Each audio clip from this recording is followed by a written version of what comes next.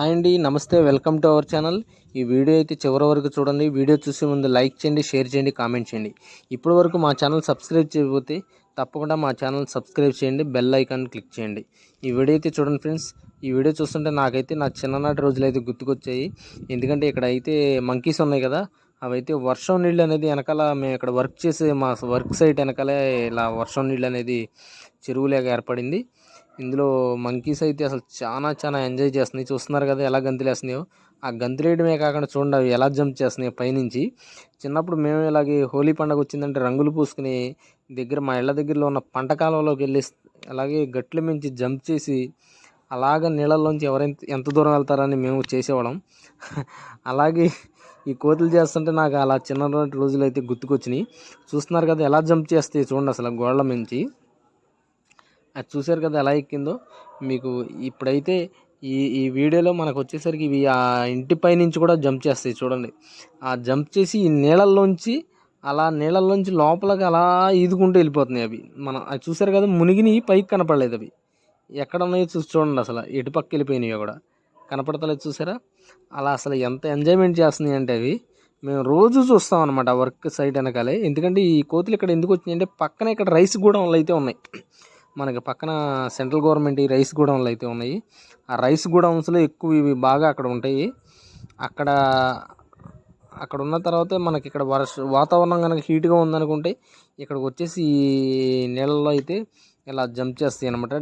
Maximum daily వర్షం పడినప్పుడు కొంచెం చల్లగా ఉంటుంది కదా, అప్పుడైతే రావట్లేదు. ఈ కొంచెం వాతావరణం హీట్గా ఉన్నప్పుడు మాత్రం తప్పకుండా వచ్చి ఇలాగే ఎంజాయ్ చేస్తున్నాయి అవి. చూస్తున్నారు కదా అసలు ఫుల్ జంప్ అయితే చేస్తున్నాయి రేకుల షెడ్ పై నుంచి. ఒకటి దూకంగానే తర్వాత టపా టపా టపా టపా మొత్తం అన్నీ దూకేస్తున్నాయి. ఒక రకంగా చెప్పాలంటే ఈ చుట్టుపక్కల ఇళ్ళోళ్ళకైతే మధ్యాహ్నం పూట నిద్ర అనేది ఉండదండి. ఎందుకంటే పాపం వాళ్ళు వచ్చి ఆ తోలుకుంటూ ఉండమే. ఈ రేకుల షెడ్లో ఒక మామగారు ఉంటారు, ఒక ముసలావిడ. ఆవిడైతే మన వర్షాలకి కొంచెం ఇక్కడ ఇబ్బందిగా ఉందని చెప్పి దారి లేదు ఈ ఇంటికి రోడ్డు. ఆ రోడ్డు లేకపోవడం వల్ల ఈ వర్షాలకు ఇబ్బంది పడిపోవడం వల్ల ఆ మామగారు మరి వాళ్ళ ఎవరి దగ్గరికి వెళ్ళారో మొత్తానికి అలా రిలేటివ్స్ దగ్గరికి వెళ్ళిపోయినట్టున్నారు. అందుకని బాగా పండగ చేసుకుంటే ఆ మామగారు ఉంటే కనుక తలుపు తీసి మామూలుగా కాదు అసలు తోలేసేయి. కాకపోతే ఇక్కడ ఏంటంటే మనుషుల మీదకి అయితే వెళ్తలేదు ఇవి. కొంచెం అరవంగానే వెళ్ళిపోతున్నాయి, ఎడంగా వెళ్ళిపోతున్నాయి, అన్నీ గుమ్ముగూడేసి పారిపోతున్నాయి అనమాట. చూస్తున్నారు ఎంత లాంగ్ జంప్ హై జంప్ అయితే చేస్తున్నాయో మామూలు విషయం కదండి. ఇదైతే అసలు మేము రోజు చూసి ఎంజాయ్ చేస్తాం బాగా. ఆ స్నానాలు చేస్తుంటే చూస్తున్నారు కదా అవి అదిగోండి అదిగో పైనుంచి ఉరికింది చూసారా ఒకటి. అది అయితే అసలు వీటిని చూసి కోతులను చూసి మనకి ఈ బర్రెలు కూడా తయారైనాయండి. ఆ కోతులు అక్కడ స్నానాలు చేయగానే మనం చేస్తే వచ్చిందని చెప్పి ఇవి కూడా వచ్చి ఆ నీళ్ళల్లో కాసేపు అలా సేద తీరతాయండి. సాయంత్రం పూట వచ్చి అలాగా చాలాసేపు అండి అసలు పాపం. వీటిలో ఇంకోటి ఉన్నాయండి, ఈ వర్షపు నీళ్ళల్లోనే మరి చేప అనేది ఎక్కడి నుంచి వస్తుందో తెలియదు కానీ ఇందులో చేపలు కూడా ఉన్నాయండి. చాలా పెద్ద చేపలు అయితే ఉన్నాయి. మన అరిచేయి ఎంత ఉంటుందో అంతంత చేపలు ఉన్నాయి.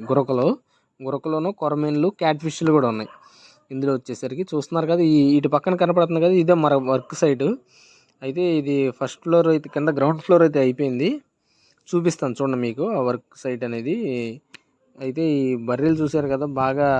ఇక్కడైతే మేము కొంచెం మొన్న మధ్య వర్షాలు వచ్చి మన సైట్కి పుట్టింగ్లు వేసే రోజున స్టార్టింగ్ రోజున ఇబ్బంది అవుద్దని చెప్పి కొంచెం మట్టి తవ్వి ఇక్కడ గట్టెలు వేసాం. గట్టి కనపడుతుంది కదా, అక్కడ గుంట ఏర్పడింది. ఆ గుంటలో ఇవి మటన్ చక్కగా సేద తీరినాయి ఈ ఎండకి. ఇదిగోండి, ఇదే మా వర్క్ సైట్. ఇటు వచ్చేసరికి కింద గ్రౌండ్ ఫ్లోర్ అనేది కంప్లీట్ అయిపోయింది.